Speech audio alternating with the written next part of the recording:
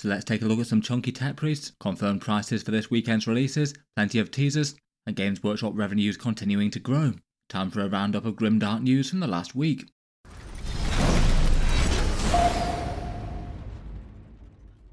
Hello and welcome back to Warspec Tactics, where today I thought we'd do one of the semi-regular scheduled roundups of goings on with Warhammer 40k and Games Workshop over the past week, and talking about a lot of minor news and reveal things that I found interesting in passing that didn't really need an entire video all to themselves.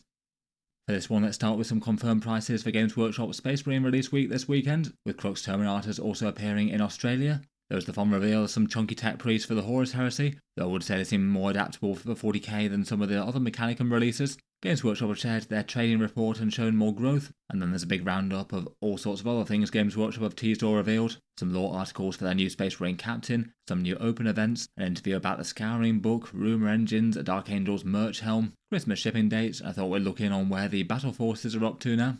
And then at the end of this one, I'll also give a quick shout out to the Warspec Tactics December channel giveaway. This one for 5 channel viewers to get a custom army of their choosing, roughly around £300 or $500 of models. I'll talk through about how to enter for that if you'd like to at the end of the video. Jumping into it though, we've got a sort of medium-sized release week for Warhammer 40k. The new model of the week being Ferren Areios, a Black Library captain, but also accompanied with some individual release Space Marine kits from bigger boxes, the Terminator Assault Squad and Terminator Ancient, plus Sabodran Khan. These are all going up for sale at various times over the next 12 hours or so, and as ever, if you are looking to order them in, get a discount versus Games Workshop and support Warspec Tactics, the channel's affiliate discount retailers are linked down in the video description. A big thanks to anyone choosing to use those. For the miniatures and their prices, Master of Rights Ferren Areios is a limited edition Ultramarine captain. We've certainly had rather a lot of Ultramarines recently. He's a Black Library character first explored in the Dawn of Fire series, though he's got his own book coming out called Master of Rights, where he fights against the Death Guard. This one's confirmed to be a one and done style miniature. I'd guess they will at least have a fair amount of stock of him, but when they sell out, he'll be gone like things like Captain Messinius before him. It seems like his price is $45 or £28. So maybe not quite as high as some epic heroes, but they're not far off, and I believe that translates to €34 or $55 Canadian. Definitely a conversion option for a few different captains. You could just field him as a captain with Power Fist in game, though apparently he'll get some Legends rules. His sculpt seems to have been adequately received with Thunderhammer and Servo Scribe. Next up, there's the Terminator Assault Squad, £42.50, $69 or €55 for 5 chunky Space Marines and their Teleport Homer, so that's the same as the regular Terminators, no real surprise there. As it goes, doesn't necessarily feel like the worst pricing as Games Workshop has, at least these ones get a more reasonable amount of points on the board for the price tag compared with some. There wasn't really anything too unexpected on the model front. Lightning Claws versus Thunderhammers. The Lightning Claws have been a bit redesigned. They have big and fairly nice scaling compared with the previous Terminators, and have the option for bare heads now, though I'd suspect the majority will still go for the enclosed helmets. It wouldn't hurt if Games Workshop chose to give them a lift in game really. It's 180 points for 5 of them. They are pretty tough with 4 wounds and a 4+ invulnerable save, but I think their points cost is just a bit north of what they're really worth currently. Some mediocre rules aside, I'm sure they'll still be very popular. Potentially to lead them into battle, we have the Terminator Ancient, the banner bearer in the new armour for £29, $47 or €37 apparently. So that will put him at the same price as the Terminator Captain and Chaplain, though a bit more than the Librarian. I might have hoped that this guy might have been on the slightly lower end of the character pricing spectrum. Aside from head swaps, he didn't really get major war gear options. I guess he's a slightly more junior character compared with those ones, though I guess you have more plastic on the miniature with that big banner he has. As Terminators have been a bit niche, the Ancient has 2. He's 75 points currently, gives you OC, a damage buff when the squad's damaged, and can take a Power Fist. He's still one of the Terminator data sheets that gets played a little bit more though, quite nice for a big squad where there's a good chance that you might well lose models and then go on to activate those damage buffs before they're fully wiped out. Then finally for Space Marine releases, we've got Sabodran Khan. He's the White Scars named character, and unfortunately looks slightly more expensive than I might have hoped for him. It seems that he's £38.50, $65 or €50, so compared with similar sort of mounted cavalry characters, he's a little more than the Astra Militarum Lord Marshal Dreyer, though a little less than Lord Solar Leontus. It's quite a cool miniature. Up to now he's been available in the White Scars Combat Patrol box set only, so nice to see him released solo. In game his datasheet is pretty solid, 115 points for a scary character on the charge, a pretty enormous threat range with both advance and charge and moving through terrain, and he'll be hitting with a bunch of damage 3 attacks with that power lance when backed up by Outriders as they give you +1 damage on the charge. It was nice to see White Scars get a biker character. In any case, those will be going up for pre-order at these times at these stores, midnight Eastern Time over in North America, and then 10 through to midday in the rest of the world. As mentioned, a big thank you to anyone buying through the channel's affiliate discount retailers that do help to support Auspex Tactics. Lastly, for this week's releases though, it also looks like the Crux Terminatus box set finally has its release in Australia and New Zealand. It was delayed for a fair bit. I believe that this one should be going live at midday Eastern Time, though if it goes like the rest of the world, there's probably not going to be very much stock of it to go around. Before we move on to Chunky Tech Priest, Games Workshop, earnings reports and more, I'll just give a quick shout out to today's video sponsor in Titan's Terrain, one option to get a battlefield worth of 40k terrain on the go. They're doing things a bit differently with their folding cardboard system. The idea behind their stuff is that you basically have a set of tiles arranged into a 3x4 grid. That makes a 45 by 60 inch board, the right size for current Warhammer 40k. Each one of those tiles unfolds and up pops a building. So you basically have an entire battlefield that can fold completely flat and fit inside a box set the same size as maybe a standard board game. The main unique selling point of that is that you have a terrain set that's just really easy to transport compared with the vast majority of things. So if you need to take some terrain round to a friend's house, or you have very limited room to store it at home, then it could be an advantage compared with the rest. It is also far cheaper than anything Games Workshop would sell, and coming pre-coloured without hobby work to do is an advantage for those time-strapped amongst us. You can check them out, link down in the video description if you'd like to. I'll cycle back to them briefly at the end of the video as well. Being made out of folding cardboard does have a few trade-offs versus the other sets out there. In any case, thank you to them for sponsoring this one. Let's get on to the Mechanicum reveal from earlier in the week though. Games Workshop said that something was coming to please the Omnissiah, so that could have been 40k AdMech or 30k Mechanicum. It does seem that it was a Heresy era box set. They're really quite a fun looking one in my opinion, and compared with most I feel like you could run these as Cataphrons for Warhammer 40k if you wanted to. These guys are basically Myrmidon Destructors. The idea is that they're tech priests who basically see the best way of pleasing the Omnissiah to eradicate their foes with high energy weapons and just stride into battle with some enormous suits of armour and some high tech gizmos. Here's the other loadout option for them. They basically have the choice of these dart fire cannons or radiation engines apparently. There's 6 in a box set and they also have a head swap option, either with bare heads or hooded ones. I personally go with the hooded ones myself, I think they look rather fun. Quite a few of the Horus Heresy releases tend to be fairly direct ports, just basically translating one thing over into plastic. These ones keep the same sort of style as the ones that came before, but are a bit of a departure really. I feel like the weapon arms and general vibe of the models feel a bit better executed than the previous. General reception seems to have been really quite good whenever I've seen it. As usual with these fun Mechanicum releases, one of the first reactions is typically from AdMech generals of 40k wanting to acquire them for their armies. It feels like if you did want to include them for 40k, probably the obvious choice would be to proxy them for the Cataphron servitors. They do have quite a similar vibe to me, basically big chunky armoured guys with energy weapons and some hydraulic claws. The Cataphrons are on some pretty significantly bigger bases. I believe they're 60mm versus I think the 40 that these guys look like they're on. That could make them look a bit on the odd side, unless you are playing very casually and your opponents don't mind about that. Potentially it could be a value saving option as well. You get 6 of them in the box versus the 3 that you get for Cataphrons. Otherwise for 40k proxies I did see a few people eyeing them up for maybe Dark Mech Obliterator proxies for Chaos Space Marines. I could also see that being a pretty fun option as well.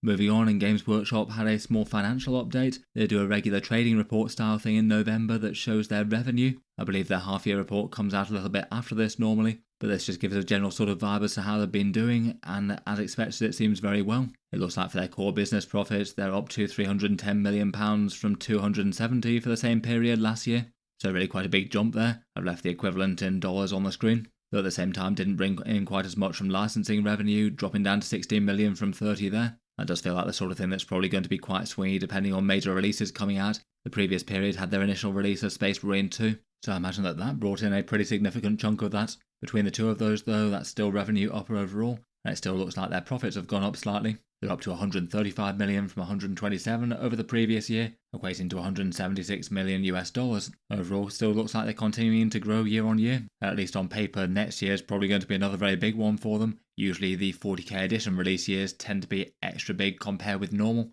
provided they don't manage to do some sort of surprise flop launch of 11th edition 40k. I have a suspicion that big increasing revenue and profits aren't necessarily going to be equating to dropping in prices or anything though somehow. This week sees the release of that new Space Marine captain Ferren Areios, and interestingly, despite being a Black Library limited release and not really so related to the recent Space Marine ones, they've given him a similar sort of treatment, both having a lore article to say what he is, and then also a Black Library short story of him in battle. The lore synopsis article rounds up his backstory, that's explored in the Dawn of Fire series, basically a Primaris Marine taken by Belisarius Corps and hidden for millennia with the whole Primaris project. After awakening, he served with Captain Mercinius of the White Consuls, during which time he fought Chaos quite a lot, including personally vanquishing a demon prince. Guilliman then transferred him to the Ultramarine 6th Company, and he assumed command and captaincy of this after his previous captain was slain. In more recent times, he'd been fighting to rid Ultramar of Nurgle's taint following the Plague Wars, where they assailed the sector, working in tandem with Uriel Ventris of the 4th Company and Captain Fabian of the 3rd. Apparently his new Master of Rites book is going to be exploring that. The other article was a short lore story of him in battle, and basically shows him executing an ambush. He uses Thunderhawks to deploy a force to an overrun city. Squads of intercessors hold the line against a horde of Slaneshi cultists, and then when it looks like the line's about to be overrun, Inceptors and Terminators strike down to ambush and destroy the mutants, allowing the Ultramarines to make planetfall and wipe out a lot of the traitors as they do so. Will be interesting to see if these lore segments and excerpts are an ongoing thing into the future. It feels like they made a bit more of a concerted effort with the recent crop of Space Marine releases. I wonder who will be guessing them for all the new models that come out alongside the 500 Worlds campaign, with things like the Town Montcar twins or the Leagues of Votann Orcslayer. This week also has the release of the first book in the Scouring series, which does feel like it's at least a fairly big deal on the scheme of things in the whole 40k universe lore progression, exploring the post-heresy period where quite a lot of important stuff happens that hasn't really been covered in depth at any points. Games Workshop have had a few teasers and things about it. They had a video interview with the author Chris Raitt. It sounds like it's going to be a fairly ambitious one, covering the immediate aftermath of the Siege of Terror from a whole bunch of different perspectives. On the Loyalist side, he mentioned an Ultramarine and Imperial Fist character basically being paired up and seeing their perspectives, and the same from a Wordbearer and Iron Warrior retreating and trying to escape from the siege. I feel like this series is going to have a lot of focus on the Primarchs and the big events that happen to them, particularly any lore of the lesser seen traitor ones or the Loyalists and their disappearances. It maybe seems that we're unlikely to get too much of that in this particular book, but certainly has some good potential for the future. I thought I'd take a quick look in at Christmas Battleforce box set stock a week down the line. As we talked about last weekend, some of the Battleforces sold out in slightly depressingly quick amounts of time. The main ones surviving in the Games Workshop web store being the Tau with the Farsight battlesuits, the Emperor's Children and the Leagues of Votann. Looks like they're all still available in the USA and Canada web store at time of recording, but other places around the world seem to have fewer. In Australia and New Zealand looks like it's just Votann that's up, and in the UK and EU it's just the Votann and Tau. Plenty of them might have been on second waves from various different discount retailers. Wargame Portal, link down in the video description, still seems to have a good supply of those ones, or likely be able to keep them in stock until Games Workshop runs out. For those seeking the ones that sold out very quickly, the actual brick and mortar Games Workshop stores should have a few more of them when they go live on their actual launch day next Saturday.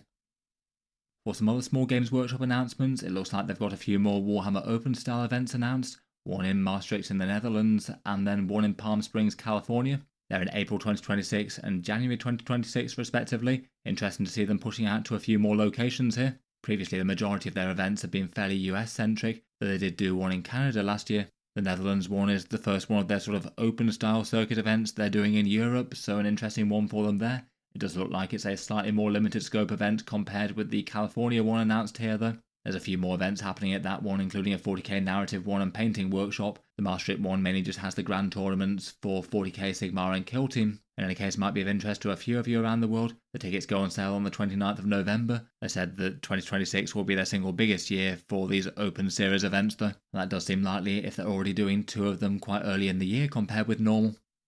Otherwise, for some small reveals, looks like you can get a Dark Angels wearable helmet from Joy Toy. Looks like it's £115 or $140 without the display stands. I guess they'll keep them coming in all the different Chapter and Legion colours eventually. Games Workshop have announced their own Christmas shipping dates. Here are the ones where they try and guarantee delivery by Christmas Day itself. Seems that it's mostly around about the 13th of December or so for a lot of locations around the world. Seems that Australia, New Zealand, Canada and Japan are a bit earlier than that, and the UK is a bit later, being listed on the 19th. We had another small model teaser for some manacles and chains seen in the Rumour engine. Looks like these are a bunch of slightly angular looking chains with some handcuffs attached to the end of them. Quite a lot of these Rumour engines have been at least somewhat identifiable recently. I feel like this one's one of the more vague ones they've done. My first guess would be something foreign themed for Age of Sigmar. I guess something that's all very disturbing and justice themed. Feels like it could apply to a few different factions there. Not impossible, it could be something creative for 40k. Maybe something Chaos Knight might not be the furthest thing away. Or maybe some sort of other big beastie or monster given the arrangement of them. We do have really quite a lot of miniatures that look like they're outstanding for Warhammer 40k though. A couple of things that look crude character aesthetic, the bands that look Eldari, maybe Corsairs. the Alpha Legion spear that now seems likely to be Solomon Akira from an upcoming novel that got leaked, and a bunch of ones on the right that all look the potential to maybe be something Chaos related, maybe fitting in with those Corsair rumours at least for some of them.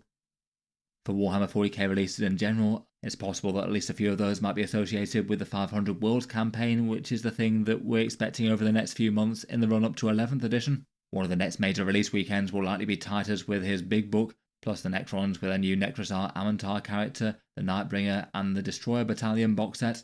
I wonder if it will just be one really big release weekend for all of that, plus the other characters they showed off for Warhammer 40k. We've got Tau, Votan and Tyrannus to come, and there'll be new datasheets for literally all the new units here. Otherwise, at least compared with some times in 40k's release calendar, Games Workshop haven't really given us too much of a glimpse into the future. There's no more codexes expected for 10th edition unless Games Workshop decides to surprise us with a new late one. Otherwise, we just know about the Kill Team releases for the Raptors and Sisters, plus the solo releases for the ones that came before.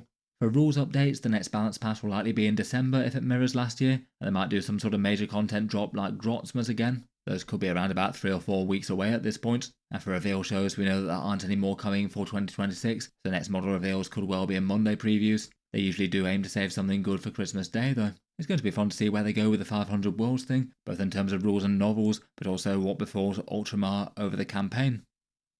Finally, for main things for this one, I'll just mention the channel's December giveaway, which isn't so very far away at this point. As mentioned briefly earlier, the prizes for this one are going to be a custom 40k army of a given size, up to a value of the Games Workshop web store of around £300 or $500.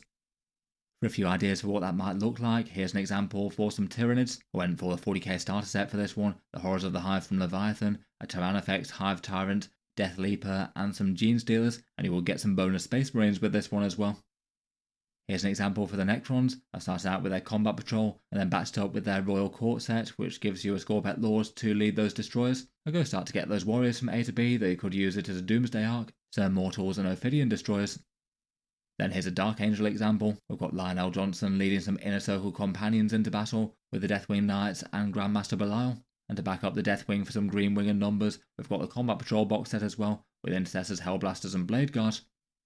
Whatever you'd be particularly aiming for, the rules to enter the channel giveaways are always the same. There's 2 equal ways to enter, either on the channel's Patreon page linked in the video description, or via social media. For the Patreon entries, it's any paid amount. That gets you automatic entry each month, and it is the main thing that supports the channel and keeps these videos coming, so a big thank you to anyone supporting there. For the social media entry, that one's completely free, and to do that you do these 3 actions. Subscribe to the YouTube channel, like or follow the Facebook page linked down in the video description, and then to actually enter the giveaway, a post appears on the 1st of December. That one will have a Google form attached to it, which is the entry thing. It'll ask for a photo of a 40k mini or imagery, along with your name and date handwritten within it, just to make sure that the prizes go to real people and not bots or scammers. Then after 24 hours, I lock that post and do the draw. It goes live at midnight UK time and is active for a day. I'll do the draw with a random number generator and announce the winners in the channel update video around the 4th of December. Then I'll get in touch with people and ask them what they'd like. There'll be further similar giveaways every month. In any case, check out the channel's Patreon page or Facebook page. They'll be linked down in the video description if you'd like to enter. That's about it for this one. Let me know your thoughts as to Chunky Tech Priests, Space Marine prices and Games Workshop's minor hints, teasers and reveals. I look forward to hearing your thoughts down in the comments as always. Before I go, I'll just cycle back briefly to the video sponsor in Titan's Terrain and talk briefly about the pros, cons and specific sets for their folding cardboard terrain system. As mentioned earlier, I do feel like it's one of the terrain sets that has a few more obvious pros and cons compared with the rest out there, the biggest advantage being the ease of storing it flat and transporting it due to folding down. It is also far cheaper than Games Workshop terrain and kind of comparable with plenty of the MDF out there, and doesn't need any painting or assembly, being ready to go immediately. For potential downsides and drawbacks, it is a bit less sturdy and hard wearing than plastic or MDF given it's made of cardboard. You might need to take a bit more care with it, and it doesn't tend to support models and upper floors of buildings so much. The grid layout can mean a bit less flexibility than some terrain sets out there. You can get a bit of variety by rotating tiles, so it might not be the worst to have an extra wall or so to break up some firing lanes. It won't make tournament 40k layouts, but doesn't do too badly for more casual games. For their sets they have on offer at the moment, they've got the Forgotten Furnace one. This one's sort of like a Chaos Foundry with lots of glowing runes and burnt out factories. Or otherwise maybe a slightly more standard Shattered Hive, Ruined City, with plenty of blasted buildings and armoured containers. Each of those also has an expansion or centerpiece set as well, made from putting 2 tiles next to each other to make one big building, a cathedral thing for the city and a spire for the factory.